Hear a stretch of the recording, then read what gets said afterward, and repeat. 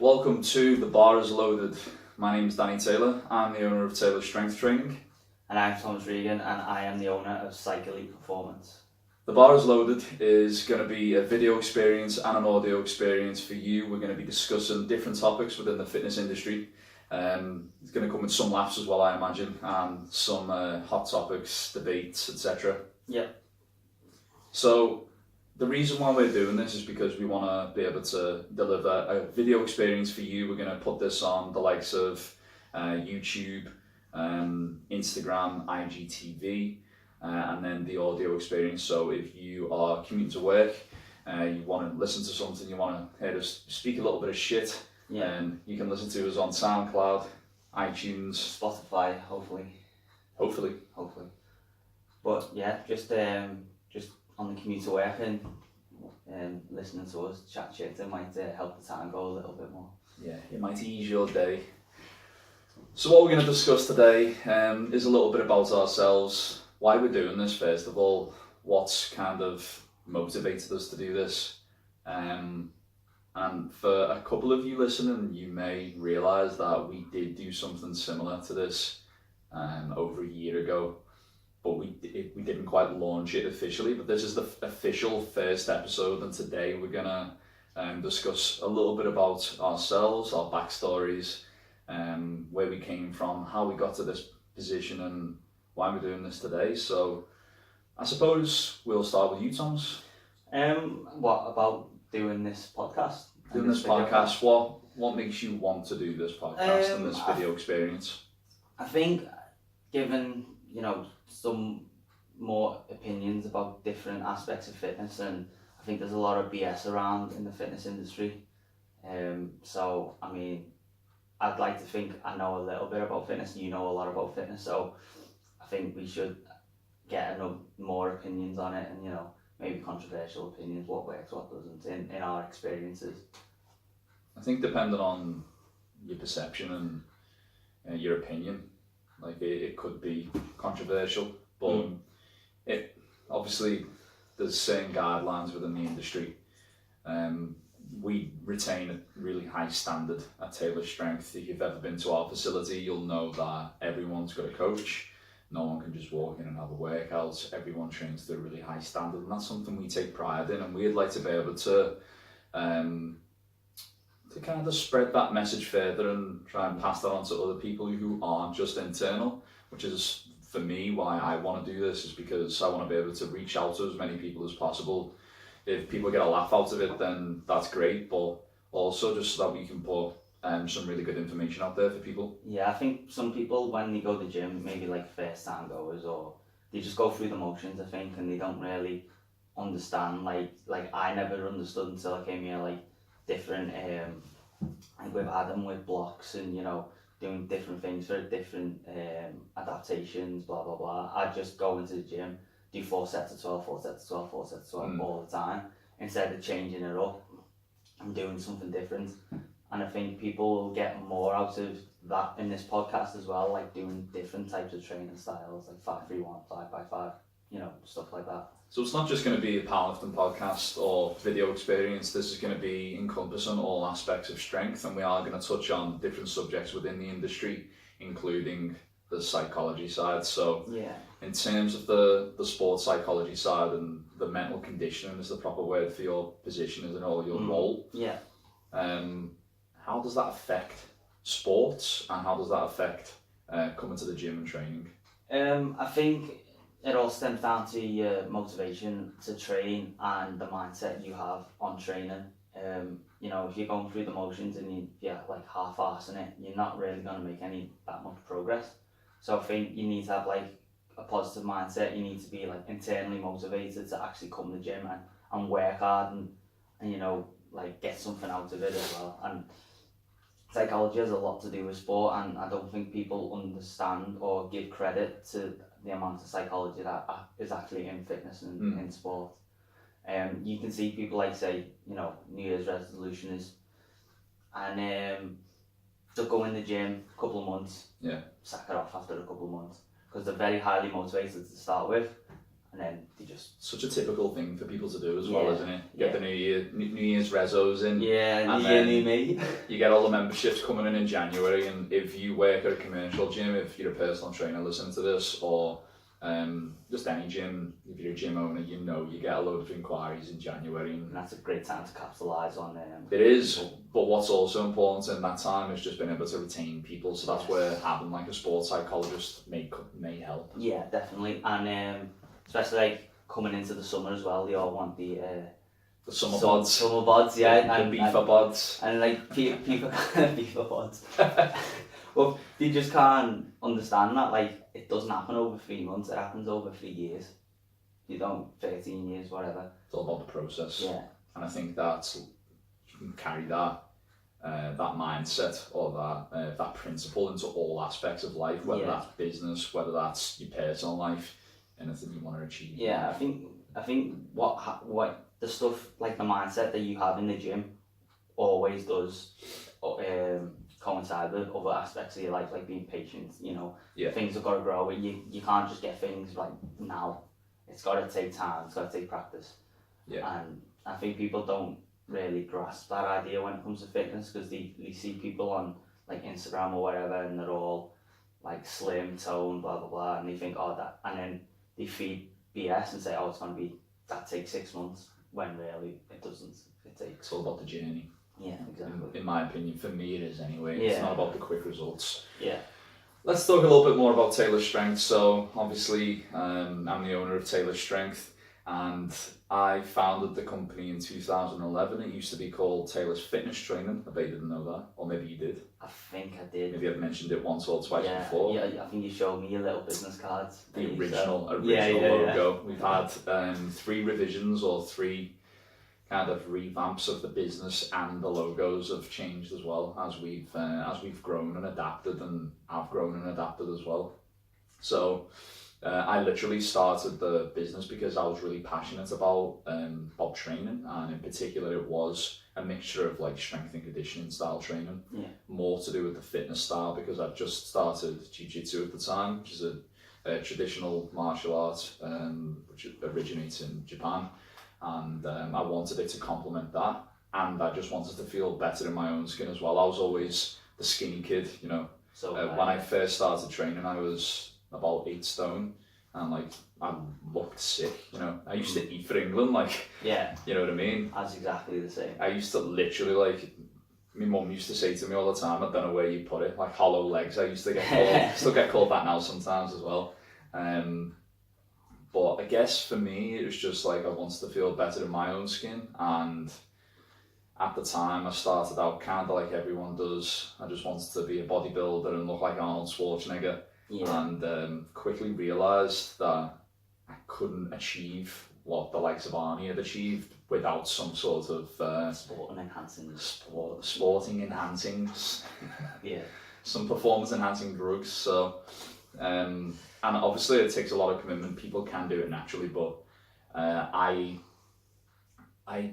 got more of a buzz out of like the feeling you got progressing with weight, not so much how I looked aesthetically. Obviously that came with it, and I think the lowest body fat percentage I ever got down to was sub 10. It was about 8-9%. It's just ridiculous. That's really lean. I'll see if I can grab a picture and like try and stick it on this so you guys can see. And I used to be really serious about it then, but you should put a before picture of what you look like when you were 8 stone to what you are now. There is one about. Get that and see the progress of what it takes, of the actual progress of what it takes, not, you know, feeding lies and say, oh, this takes 6 months. I've been consistent ever since then as well. Like I started training in 2009, 2010, properly joined the gym. I used to just like do dumbbell kickbacks and curls and stuff in the garage with like these really light dumbbells, but you know, everyone starts somewhere. Yeah, I started in exactly the same way. I was in my nan's garage.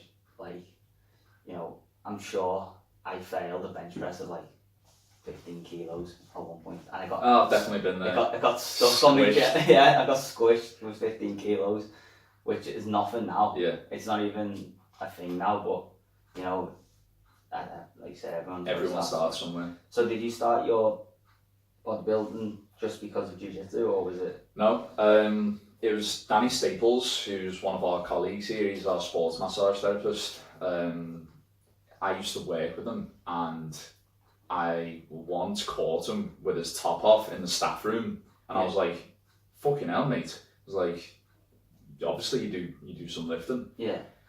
What I liked about Danny was his philosophy, and he was like really regimental. He had all his meals prepared. He had an innate understanding of strength training and bodybuilding at the time, more specifically, and nutrition. When we were on shift, he used to give me tips, and I think one of the first tips I remember him giving me was, and we're going back like almost 10 years now, was just have an extra tin of tuna every day. It helped massively, because at the time my diet was all over the place. Like I was eating a lot more carbohydrates than I was consuming protein. And then I just started reading into the science of it more. I really enjoyed learning about the science and like finding out all like the intricate details about lifting and training in general, and like the different energy systems and things like that. It wasn't soon after that I become qualified as a gym instructor, and it was my passion to basically open my own gym. I was gonna say, like, if you're become the gym instructor so quickly after finding out about like bodybuilding stuff, and must show like you were really, you found a love for something. For me, because at the time I was training in a commercial gym, and I used to have a couple of lads there that we used to train together, and when I would research something, I'd try it on them. So I'd say, "I'll go with this and see if you get results from it." Yeah. And when they got results, I got such a buzz. And like I was like, I've never felt like this before. Like the passion for like helping someone. Yeah. And like it gave me such a good feeling, like that satisfaction that someone had progressed from something I'd helped them with. And I think it was then that I was kind of like, right, I want to do this for the rest of my life now. I'm going to put all my cards on the table. I'm going to go for it. Yeah. And I did, and then I had nowhere to do it, so I just started in parks doing boot camps, and I think I had like one private client charging £10 an hour. Working my way up from there, I ended up with an opportunity to go and work in an old school, really gritty boxing gym in Liverpool city centre, because one of my friends was working there at the time. I trained the best boxer, and he gave really good feedback to the manager, who offered me an opportunity to base myself there as a self-employed coach. Yeah. I think it was Mark Scanlon who was the owner. I think he was an old MMA fighter. I don't know whether he's still active, but he was doing some amateur stuff. I'm pretty sure he'd done something in the UFC as well, but spoke to Mark. He was impressed with what I could do. As I say, I took a few of their like really elite level boxers, or their pro boxers, through different S&C sessions. At the time, I was really inspired by the likes of Joe DeFranco, who's still a big inspiration of mine, and I think the reason why I wanted to open my own facility. And Zach Evanish, James Smith from Diesel. That's the phone. We're not going to answer that today. But maybe next time we're going to unplug the phone. But you'll get to wear our answer machine now. But what I love about this podcast is that it's completely natural. Yes, it's very natural, and we should your call cannot be listen. At the moment, so please leave your message after the tone. Thank God for that. I thought it was going to be a really awkward one. Like my mum ringing me or something. So next time we need to unplug the phone for an hour. I don't know, I think we just leave it in there and just go with it. See what messages happens. Yeah. What we want to do with this podcast as well, just to digress, is just try and keep it as like uncut and raw as possible. Yeah. So that will stay in the video. That's going to stay in the video because we're recording. And we're recording, yeah. So you're going to see our reactions. So make sure you watch it on YouTube and Instagram as well. Just so you can see like the reaction on our faces then when that phone went off. So going back. Yeah, I was going to say, going back. So with these fighters, did you go through training camps with them, or was it more before the training camps? Or it was like off-season stuff. It was just like the odd session here and there. I grew my client base just like gradually. I ended up training some semi-pro football players, I had some professional Muay Thai kickboxers, including Becky Caslin, who hopefully we're going to be getting on the show very soon, who we've sponsored recently and Thomas has worked with recently as well. And then working my way up from there, built my client base up gradually over the course of 2 to 3 years. And then I knew it was always my dream to open my own facility. At the time, I was trying to come up with a business plan to open my own facility. It's just difficult trying to find somewhere. Obviously, it was a big financial commitment as well. Yeah. But I knew it was the next big step for me because I always wanted to fly my own flag and have my own facility, my own coaches, athletes, my own philosophy as well within that environment, and have that kind of like that old school blue collar atmosphere, but at the same time be able to retain a high standard of coaching and build a really close-knit community. Yeah. And in 2015 I found the premises to open my own facility, and then the dream came true. So what was the mindset going into like making your own gym? Was it tough to go like, oh, I'm putting all my cards on the table here? No, No, it wasn't tough. No. I knew it was. I'd already done it in my mind. You know, I'd already foreseen it. It was the big vision for me. So, as I say, it was always a dream. It's always something I wanted to do. I just didn't have the means to do it initially. Yeah. I had to obviously build the base first, and don't get me wrong, it was going to be a risk, but because of the way I am, and obviously I was the driving force, and I was extremely passionate, and still I'm really passionate about coaching and just want to have my own facility and run my own business. There was no way that it wasn't going to work for me. So within 2 weeks of opening the doors, we managed to break even on the money that had gone out. We managed to basically meet that profit, and then we were starting to progress, and now obviously you're going to progress even more. So hopefully like the passion will keep going. Well, that was 3 years ago. Yeah. Since then we've opened another facility. It's another unit which is in the same area, but it's a larger unit, and it's dedicated towards powerlifting. So from 2011 to 2013 we were Taylor's Fitness Training. We rebranded as Taylor's Strength Training in 2013, and that's when it starts to become more specific to strength as a whole. Yeah. Oh, so you didn't have up here and downstairs at the same time? You just had up here? Just had up here. Oh, okay. Yeah. I thought you had both. Nope.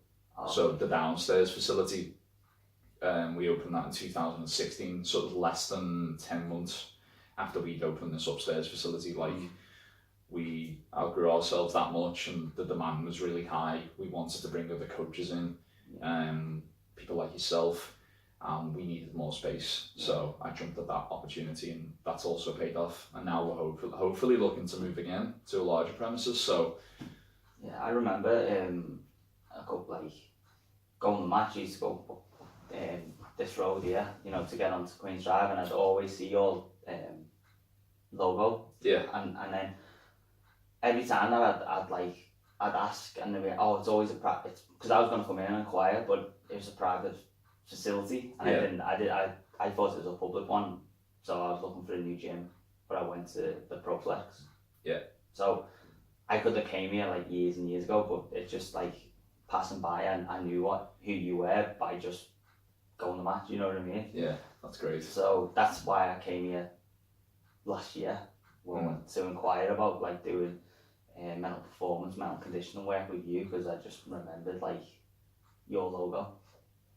So awesome. Yeah, it was mad. Like I was just like, oh, there's a place on what's this road? Wellington Road. I was just, there's a place on Wellington Road, and I thought, you know what, I'll go in and see what they can offer. And now we're podcasting. And recording. Keep forgetting about that, you know. The video cast, yeah. Yeah. We've never done anything like this before, so we're just going to see what happens. We're just going to go for it, aren't we? Yeah, I think we've got so many good ideas for this podcast, video cast thing, and I do think it'll hit off. I really do. By getting guests in. Yeah. And I think it's gonna. Yeah, we'll do calls, we'll get guests, we just need to get this third mic sorted, don't we? Yeah. So going back to Taylor's anyway, because we did digress a little there. Yeah, we went off the map. Just slightly. So from 2013, we were tailored strength training, and then everything become more specific to strength training as a whole. Yeah. At the time, it was more to do with S&C style training, helping athletes, helping small groups of individuals who wants to just get stronger or improve their aesthetics. And then it just starts to become more specific towards powerlifting after that, as I was introduced to powerlifting when I went to the Body Power Expo, and I witnessed the British Powerlifting Union, BPU, competition there being held, and I remember seeing like a 14, 15-year-old kid lifting, and he must have outlifted the average man there. Yeah. And I just remember being like, I want to do that, and I want to coach people to do that. Yeah. And I think it was about 6 months later I entered my first ever competition, weighing in a measly like 70 kilo, no knee sleeves, didn't know what I was doing. I'd only just learned how to like low bar squat. I remember walking onto the platform, like absolutely shitting myself. My family, all my family friends and all that, they must have like took over the entire room, were all standing directly in front of me, because the room that we were competing in was in like a little closet, like kind of like this room. Yeah. And the nerves just I just felt overwhelmed with nerves, and I'd never been in that experience, I'd never been in that situation before. It was a brand new experience for me. I'd done played football when I was a kid. I'd done Sunday league football, as we all do, kind of thing as you're growing up, but I'd never done any like proper competitive sports from like throughout my teenage years. I remember lifting that weight off, and it felt like about 200 kilo on my back. Yeah. Like my whole body was shaking, and I'd done it numerous times in the gym. I could do it for like sets of 5 in the gym, you know what I mean? With 1 rep max at the time was like 145 or something. I went on to fail 140 twice after that, nearly lost my eyeballs because they nearly popped out my head. Did you do it though? You didn't bomb out, did you? Didn't bomb out. No, that's good. Got a massive deadlift PB on the day. I think my PB at the time was about 140, and I ended up pulling 170. I remember my hand just cramping, and it was like a claw. It was like the whole way home I was just like, oh, it's like peeling my fingers off. So after that, I just felt this fire ignite inside of me, and I've just become really passionate about learning as much as possible about powerlifting, programming. And then the second competition that I ever went to, I actually coached an athlete, and she took all the Northwest records in her first ever competition. Oh really? Squat, bench, deadlift and total in her first ever competition. That was Becca Jones there. She was an absolute monster. I really wish she stuck it out, because she'd probably be at like world level now. Yeah. Like that was 3 years ago. 4 years ago. And she took all the Northwest records? Yep. That's pretty decent, that's good. From there, I had I was kind of inspired by MMA and like mixed martial arts gyms, the way they used to have like fight camp and fight team training. So I was like, why can't we just do that but for powerlifters? So I started the lift team training sessions, and it was once a week, and it was just a meet up for powerlifters to come down, just get together, have a chat, coffee, do some lifting. We'd go over like the commands for competition, technicalities. At that point, powerlifting was still extremely niche, and it still is in some respect, but at an amateur level it is becoming more mainstream now, because there's a lot more ladies involved in the sport. Yeah. Which is really good to see. So we were like the only place doing it, and we brought back kind of the powerlifting club idea, which kind of dissolved in I believe the early 90s. Yeah. We kind of brought that back in 2014, and since then we've been one of the largest clubs in the entire region, in the entire Northwest and Liverpool, and we're still the only dedicated gym to powerlifting in the city as well. And Olympic weightlifting. And Olympic weightlifting now as well, yeah. So we're trying to do what we've done for powerlifting, but with Olympic weightlifting too. So yeah, I think with the powerlifting, it is very niche, and I think people want to be more like aesthetic, and you don't really care about the way, you more care about the way you look. In my opinion, I think that's the way it is, and it is nice to see that powerlifting is starting to like creep back up again. Yeah. Because before I came here, I wasn't a powerlifter at all. To a degree, I just like to lift weights. You know what I mean? I didn't care how I looked. either, but I wasn't a powerlifter. Mm. I just wanted to get in the gym and just do something. But I think hopefully with like Taylor's and a few other gyms in Liverpool, the Northwest, is, you know, powerlifting's going to become a big thing again, hopefully. Certainly is. It's definitely on its way up. I just hope the same thing happens for amateur Olympic weightlifting, because at professional level it's massive. Obviously, Yes. you've only got to watch the Olympic Games and it's huge, sort of professional level. Yeah, and I think, I don't know if it's because the Olympic Games with Olympic weightlifting, is that even though I love to do powerlifting, I think I'd rather do Olympic weightlifting just because where you can go with it. Yeah, it's an Olympic And, sport. yeah, and powerlifting, I mean, obviously Wales is really good, but it's not on the same stage, is it? And you've just got to self-fund as well. Yeah. In a lot of federations you've got to self-fund anyway. I believe in the likes of the GPC and the VPU at world level and even European level, there's like prize money to be won. Yeah. Which I think is fantastic. You only really get sponsorship in the IPF, the International Powerlifting Federation. Despite that being like the creme de la creme of federations, it's the highest standard of lifting, and it's drug tested. Yeah, it's only sponsorship opportunities, so a lot of lifters are self-funded. But in Olympic weightlifting, obviously, there's a lot of funding from the likes of Sport England, yeah. And then The Institute of Sports as well. The English IS. Institute of Sport, because it's obviously it's an Olympic sport, so there's a lot of money in there. So maybe one day with powerlifting, I think it's too long. Like Olympic weightlifting tends to be a bit quicker. Obviously, it's only 2 lifts, so powerlifting can tend to be once you've been in the game for a while, it can be quite boring to watch. Yeah, you still got 3 attempts in Olympic weightlifting though, yeah. Still 3 attempts, but it's only 2 lifts, isn't it? So you're not doing like the bench press. Yeah, but I think I don't just know. do powerlifting, squat, and deadlift. Yeah. Who benches? You know what I mean? You don't need the bench. Clean and jerk, clean, squat, and deadlift. Ooh, super total. Super total at the Olympic Coming Games. soon. It's coming soon at Taylor's, that one. I Yeah. think we'll have to put on an event soon. We've digressed again. I know. So from there, from building the powerlifting team up, because we were like the only place specifically doing it, we were a big draw for people, not just in Liverpool but outside the city. So we'd have people coming down from like cities around the country as well. Like outside the region, we've had people come from like northeast and like the Midlands and. Who's that guy who put he was in the GPC? He come from Yorkshire. He put like 210 or something. I remember it was last year. Baldy guy. Oh, Andy. Andy. Yeah, he's from Manchester. He's from Manchester. Yeah, I competes in the GPC, Andy. He's a sports massage therapist as well. He's a good lad. He used to be an IPF lifter, and on that day he lifted 310. Was that what it was? Fucking hell, I I think think it was- two something. it was Sorry. Pretty sure it was for a triple as well. Yeah. It's ridiculous. So yeah, come back down, Andy, and come and break some records, mate. So from there, it just grew. It like really exploded. Obviously, we were the only place that done it. We had all these specific equipment for competition as well. Like all the IPF approved stuff, like the road bars, the plates. We built our own platform. We were dedicated to it. We had our own leaderboard. We've still got all that downstairs.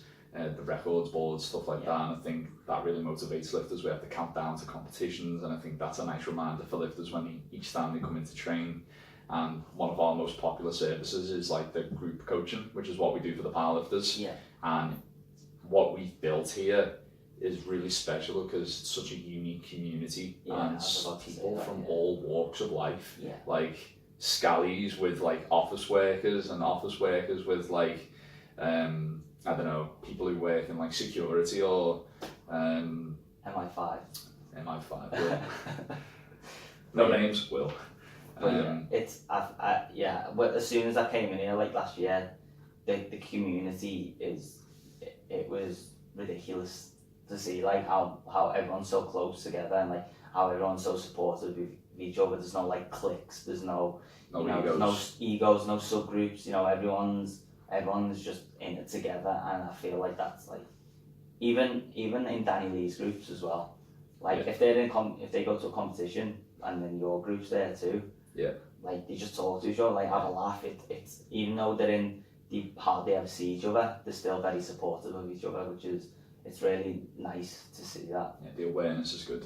Yeah, and just everyone's so supportive in this gym, and there's no egos, and it's boss to see. To be honest, it's really good to see. That's nice to hear. And that's what you get when you come here, isn't it? It's that family aspect. Yes, definitely. Yeah. That it's such a unique atmosphere. Like it doesn't matter whether you lift in like an empty bar or whether you lift in 310 kilo, like Big Andy. Yeah. You get the same amount of support, Yes, regardless of what exactly. you're lifting. And the other thing as well is that they give you loads of tips, so you can improve yourself. Like when I first come here, like I remember you saying like you didn't have to, and you're like, oh, you need to work on this, you need to work on that, you need to do this, you need to do that. Ankle mobility, yeah. But still a problem. after a year, no. But that's the sort of thing, like you didn't have to do that, but you went out your way to do it. Yeah. And even like I remember Richie when I was squatting down there, and he was telling me like, oh, you should do this, you should do that, and it helped a lot. Yeah. And they didn't have to do that. They hardly knew me, but yeah, they still came over and chatted to me and give me tips and stuff. In a commercial gym, you wouldn't get that. You just leave it alone. Yeah, that's what I like. Kind of like our community is like so welcoming to new people coming in, and you will get the warmest welcome when you come here, and you'll be welcomed with open arms and part of the family from day one. Yeah. And I think that's what people are scared of when they first join the gym. Yeah.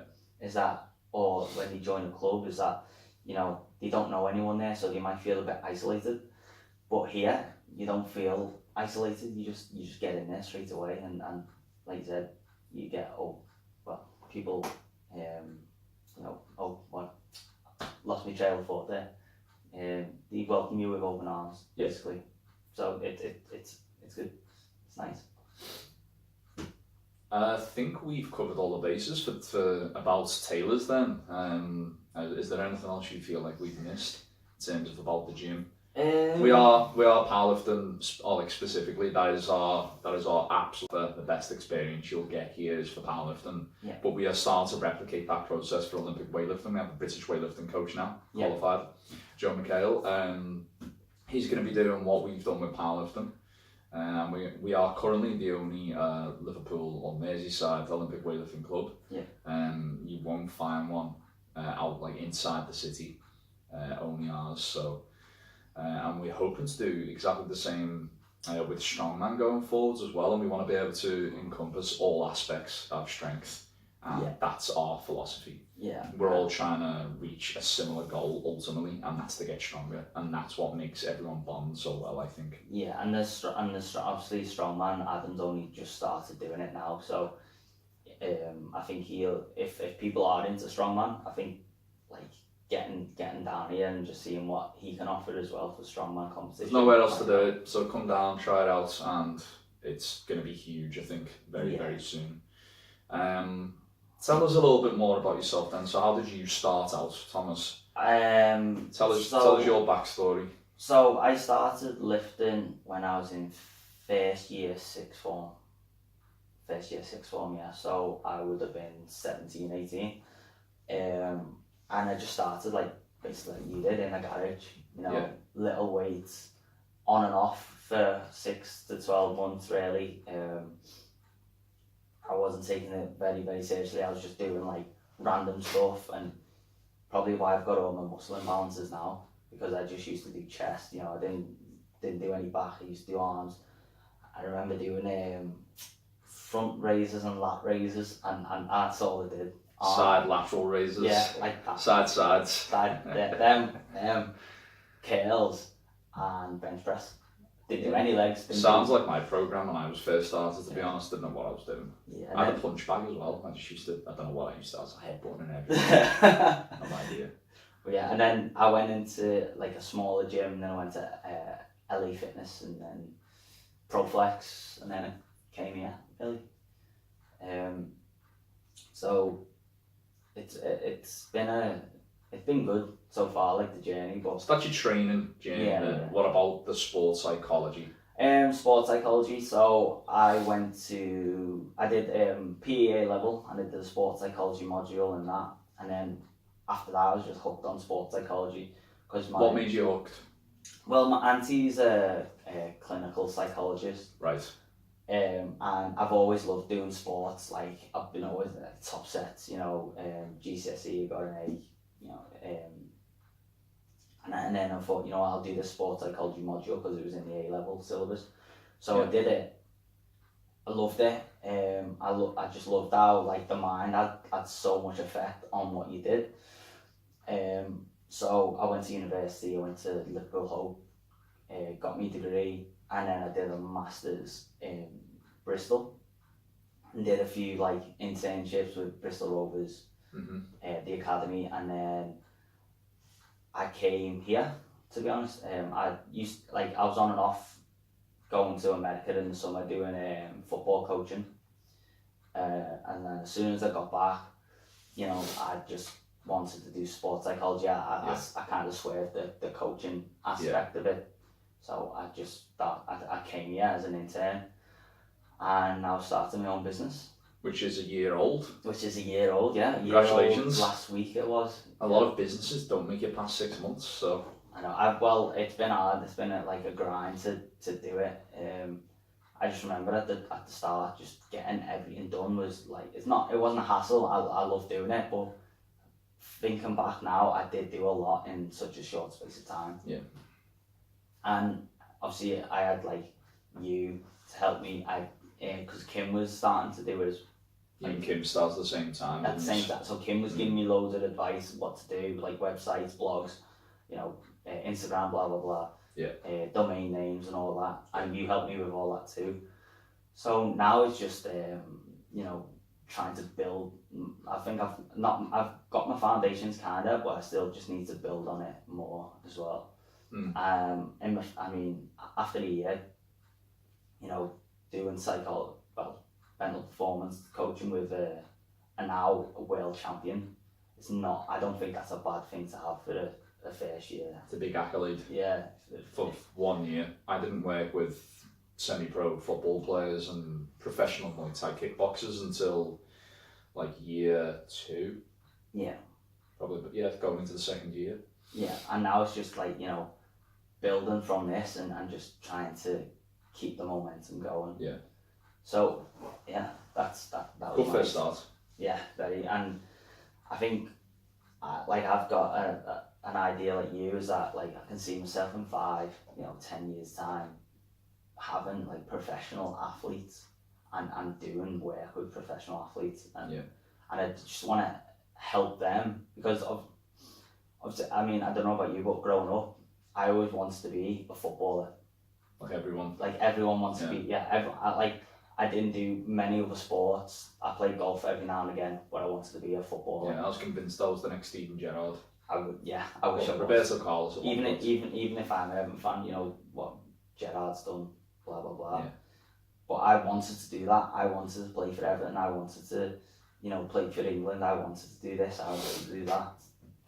And I found out pretty quickly I wasn't good enough. So. Like most people. So.